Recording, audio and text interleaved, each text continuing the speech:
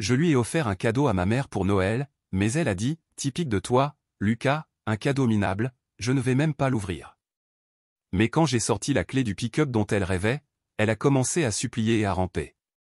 Mais il était trop tard. Je suis Lucas, et aussi loin que je me souvienne, ma vie a été une lutte constante pour prouver que je vaux quelque chose. Je ne suis pas un génie ni rien de ce genre, mais j'ai toujours cru qu'avec des efforts et un peu de chance, on peut s'en sortir. Ce que je n'avais jamais imaginé, c'est que la personne qui me ferait le plus sentir comme un échec serait ma propre mère, Iné. J'ai grandi dans une maison où les comparaisons étaient constantes. Ma mère, Iné, avait 4 enfants, mes frères David et Carlos, ma sœur Alison et moi. Depuis tout petit, il semblait tout avoir sous contrôle. David, l'aîné, était toujours le succès, avec son travail dans une banque et sa capacité à plaire à tout le monde. Carlos, le deuxième, était le charismatique, un vendeur né qui savait toujours comment séduire les gens. Alison, la Benjamine, était la princesse, la chouchoute de maman, avec sa carrière dans le marketing et son obsession pour les marques de luxe.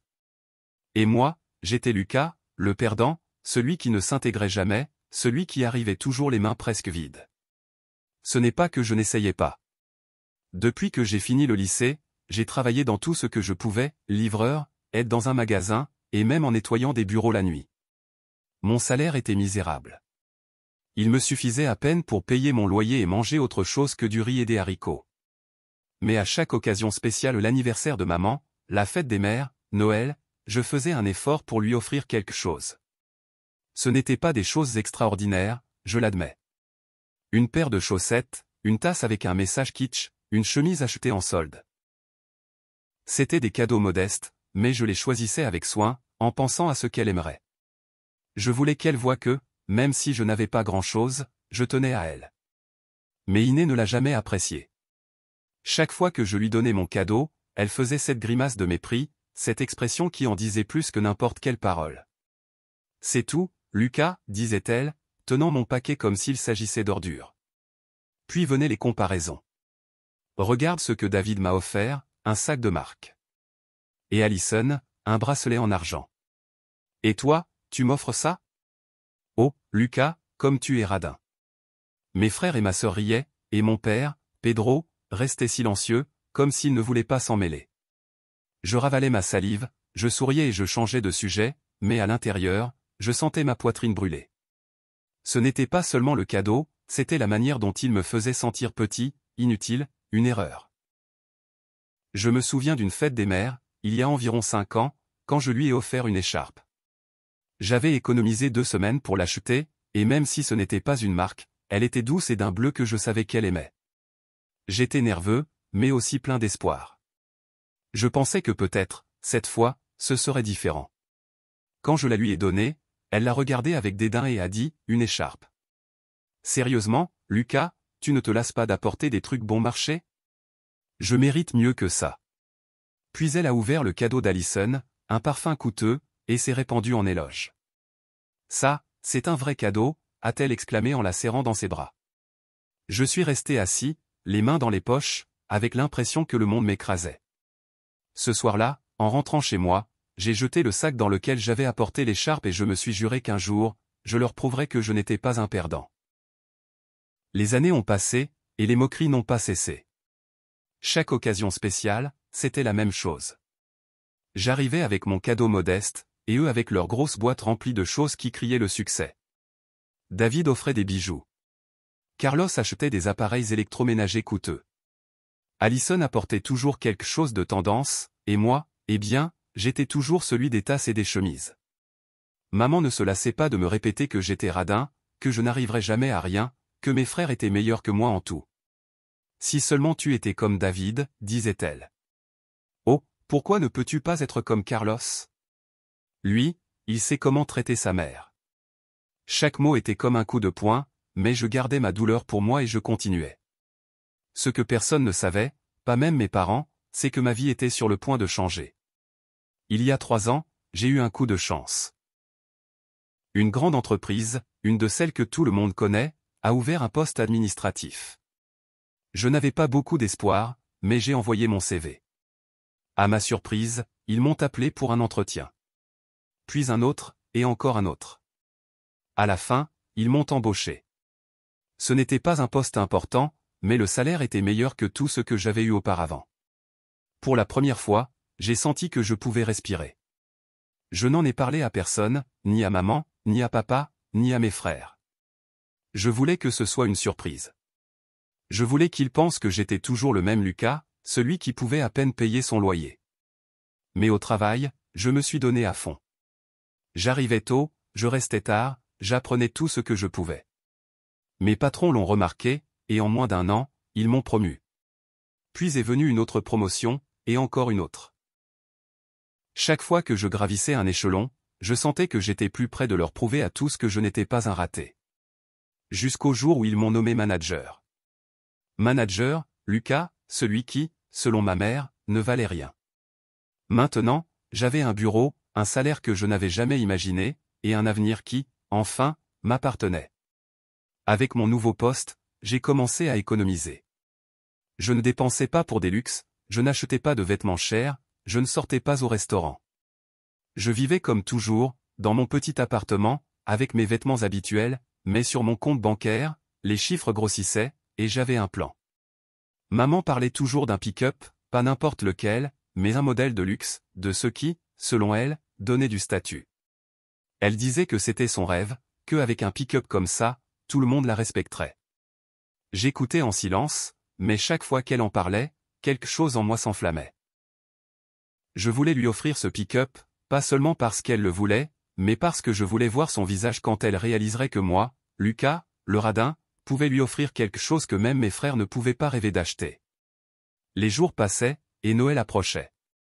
J'avais l'argent. J'avais fait les calculs, le pick-up, dernier modèle, coûtait une fortune. Pour le payer, je devrais sacrifier quelque chose que j'avais toujours voulu, des vacances à l'étranger. Depuis que j'étais petit, je rêvais de voyager, de voir le monde, de marcher sur une plage dans un autre pays. Mais je me suis dit, le pick-up d'abord, les vacances ensuite. Alors je suis allé chez le concessionnaire, j'ai choisi exactement le pick-up que maman voulait en noir, brillant, avec tous les extras et je l'ai acheté. Quand ils m'ont donné les clés, j'ai ressenti une émotion indescriptible. Ce n'était pas juste un cadeau, c'était ma revanche. La nuit de Noël est arrivée, et avec elle, la réunion familiale chez mes parents. Comme toujours, tout le monde était là, maman, papa, David, Carlos et Allison.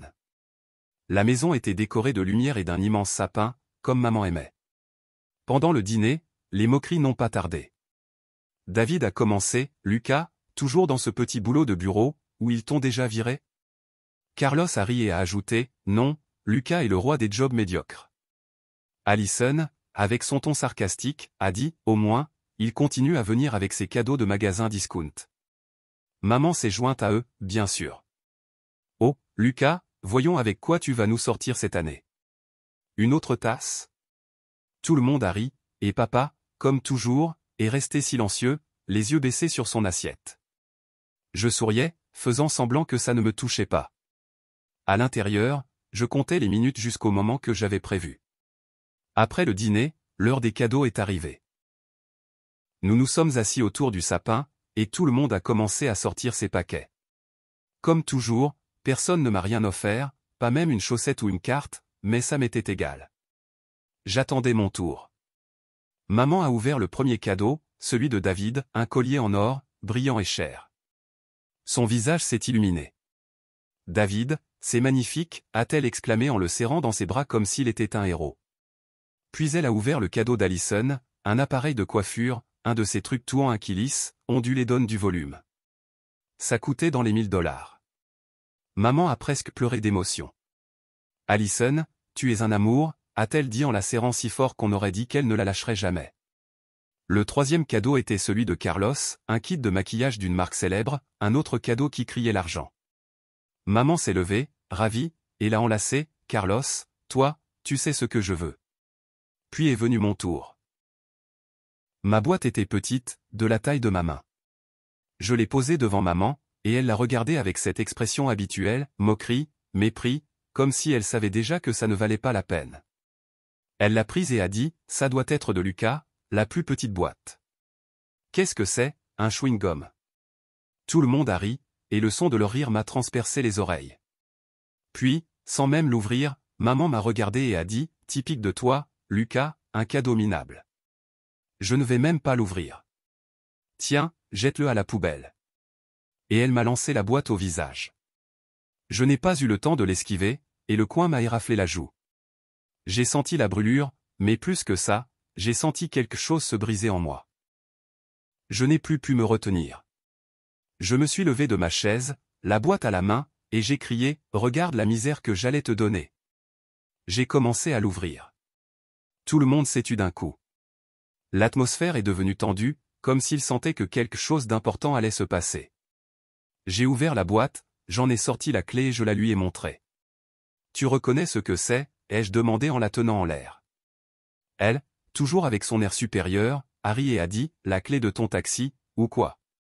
Mes frères et Allison ont éclaté de rire, mais je n'ai pas bronché. « Sortez dans la rue, ai-je dit. Venez voir le cadeau que j'ai apporté pour maman. » Nous sommes tous sortis. Là, dans l'allée, avec un énorme ruban rouge, se trouvait le pick-up noir brillant, dernier modèle, exactement celui dont maman avait toujours rêvé. Quand elle l'a vu, son visage a changé. La moquerie a disparu d'un coup, et ses yeux se sont écarquillés. « Le pick-up de mes rêves !» a-t-elle murmuré d'une voix tremblante. Mes frères et mon père sont restés bouche bée. David, toujours incrédule, a dit, « D'où tu l'as volé ?» Maman a fait un pas en avant, un sourire sur le visage, un sourire que je ne lui avais pas vu depuis des années. « Lucas, donne-moi les clés de ma voiture, » a-t-elle dit, comme si c'était déjà à elle. Mais je n'étais pas prêt à céder. « Non, maman, » ai-je dit. Et pour la première fois, ma voix était ferme, assurée. « Tu as dit que mon cadeau était minable. Tu l'as jeté à la poubelle. Tu sais quoi? Tu ne le mérites plus. » Et là, devant tout le monde, j'ai commencé à rire. Pas de joie, mais d'une satisfaction que je n'avais jamais ressentie. « Tu veux du statut? Débrouille-toi toute seule. » Nous étions devant le pick-up, le ruban rouge brillant sous la lumière des réverbères. Le visage de ma mère, Iné, était un mélange d'incrédulité, de convoitise et de quelque chose qui ressemblait à de la honte, bien que je ne sois pas sûr qu'elle en soit capable. Mes frères, David, Carlos et Allison, restaient bouche bée, comme s'ils ne pouvaient pas comprendre ce qu'ils voyaient. Mon père, Pedro, était en retrait, avec son regard habituel de celui qui ne veut pas s'impliquer. Et moi, Lucas, le perdant, je tenais la clé du pick-up dans la main, sentant pour la première fois de ma vie que j'avais le contrôle. « Lucas, donne-moi les clés de ma voiture », a répété maman d'un ton qui se voulait autoritaire, mais qui tremblait d'émotion.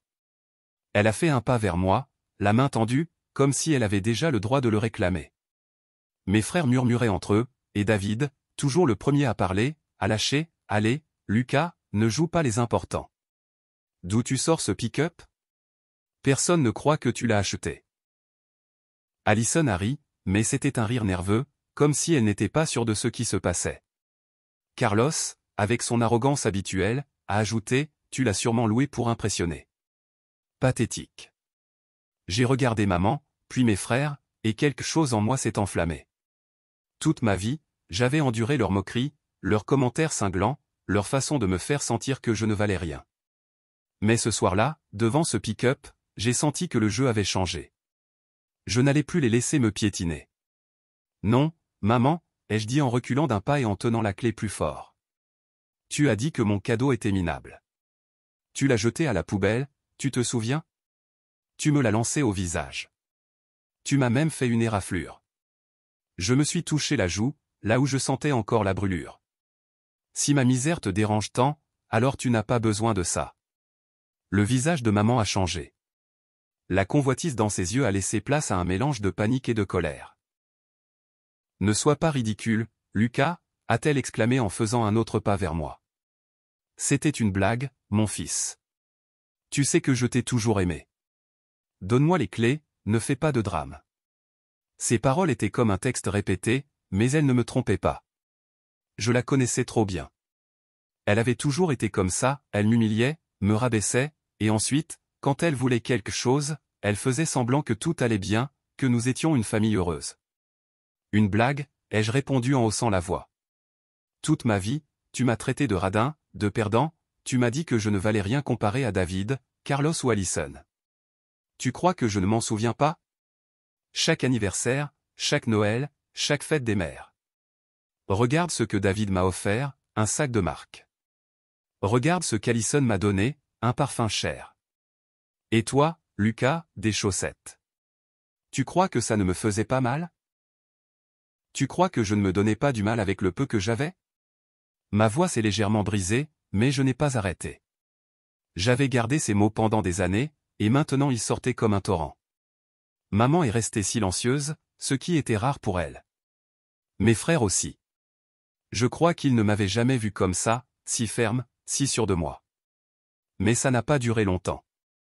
David, toujours celui qui veut avoir le dernier mot, est intervenu. Écoute, Lucas, ne fais pas ton dramatique. Si ça te gêne tant, excuse-toi auprès de maman et donne-lui le pick-up. C'est le moins que tu puisses faire après des années de cadeaux cheap. Alison a acquiescé, croisant les bras. Oui, Lucas, ne sois pas puéril. Ce n'est qu'un pick-up. Donne-le-lui et c'est tout. C'en était trop. J'ai ri, mais pas de joie, d'une colère que je pouvais à peine contrôler. M'excuser? Pourquoi? Pour avoir travaillé comme un âne toute ma vie? Pour avoir économisé chaque centime pour offrir à maman quelque chose que vous ne pourriez jamais lui donner? Vous savez combien coûte ce pick-up? Plus que ce que n'importe lequel d'entre vous gagne en un an. J'ai marqué une pause, laissant les mots faire leur effet. Et non, je ne l'ai pas loué, je ne l'ai pas volé, je l'ai acheté avec mon argent. Parce que, même si vous ne le croyez pas, je suis manager dans une entreprise. Manager. Pendant que vous vous moquiez de moi, je grimpais, je travaillais, je construisais quelque chose. Et ce pick-up était pour maman, pour qu'elle soit enfin fière de moi. Mais vous savez quoi? Je ne veux plus qu'elle l'ait. Le silence qui a suivi était assourdissant. Maman a reculé d'un pas, comme si mes mots l'avaient frappée. Ses yeux se sont remplis de larmes, mais ça ne m'a pas ému. J'avais vu ses larmes avant, quand elle voulait manipuler quelqu'un. Lucas, s'il te plaît, a-t-elle dit d'une voix tremblante. Ne fais pas ça. Je suis ta mère. Je t'ai tout donné. Comment peux-tu me traiter comme ça? Elle a essayé de s'approcher, mais j'ai levé une main pour l'arrêter. Non, maman, ai-je dit, plus calmement, mais tout aussi fermement. Tu ne m'as rien donné. Pas un câlin sans condition, pas un mot d'encouragement. Tout ce que j'ai, je l'ai obtenu tout seul. Et ce pick-up n'était pas juste un cadeau. C'était ma façon de te prouver que je ne suis pas le raté que tu as toujours dit que j'étais. Mais tu n'as même pas ouvert la boîte. Tu l'as jeté. Alors ce pick-up n'est pas à toi, et il ne le sera jamais. Sans attendre de réponse, je me suis retourné et je suis allé vers le pick-up. J'ai ouvert la portière, je suis monté et j'ai démarré le moteur.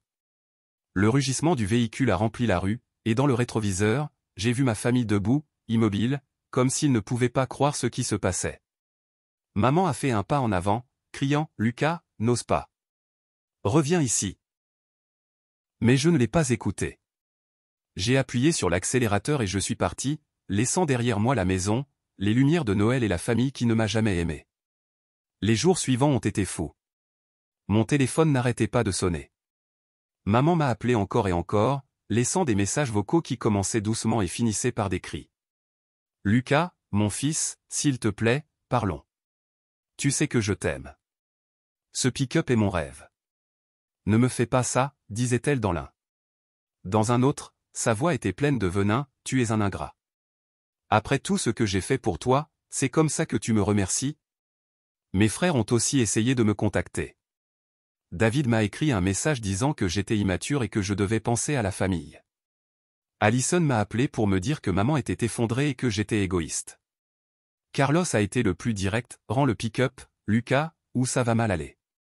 Je n'ai répondu à aucun d'eux. Au milieu de tout ça, j'ai pris une décision. Je n'allais pas garder le pick-up, mais je n'allais pas non plus le donner à maman. J'avais sacrifié mes vacances pour l'acheter. J'avais mis tout mon cœur dans ce cadeau, et elle l'avait jeté à la poubelle. Alors j'ai fait ce qui me semblait juste. J'ai publié une annonce sur mes réseaux sociaux, à vendre, pick-up de luxe, dernier modèle, comme neuf. Prix négociable. J'ai ajouté une photo du pick-up avec le ruban rouge encore dessus et j'ai attendu. En moins d'une heure, maman a vu l'annonce. Elle a commencé à commenter comme une folle, « Lucas, s'il te plaît, ne fais pas ça. Ce pick-up est à moi. Mon fils, je t'en supplie. » Puis elle a changé de tactique, « Tu es ma fierté, Lucas. Tu l'as toujours été. Ne vends pas mon rêve. » Ces commentaires étaient désespérés, mais ils ne m'ont pas touché. J'avais entendu ces paroles vides trop souvent. Je les bloquais, ainsi que mes frères et mon père, et j'ai continué. En moins d'une semaine, j'ai vendu le pick-up. L'acheteur était un homme sympathique, un entrepreneur qui voulait le véhicule pour sa femme. Quand je lui ai remis les clés, j'ai senti un poids s'envoler de mes épaules. L'argent qu'il m'a payé était plus que suffisant pour réaliser mon rêve, ces vacances que j'avais toujours voulu. J'ai acheté un billet pour une plage dans les Caraïbes, un endroit avec du sable blanc et une eau cristalline que j'avais vu en photo depuis que j'étais enfant. C'était ma récompense, ma façon de me dire à moi-même que j'en valais la peine. Je voulais que maman ressente de la colère, alors j'ai publié chaque photo de mes vacances sur les réseaux sociaux pour qu'elle les voie, avec une légende qui disait « Vivre le rêve que j'ai mérité ». Je savais que ma famille le verrait, et je ne me suis pas trompé. Quelques minutes plus tard, j'ai reçu un appel du numéro de mon frère.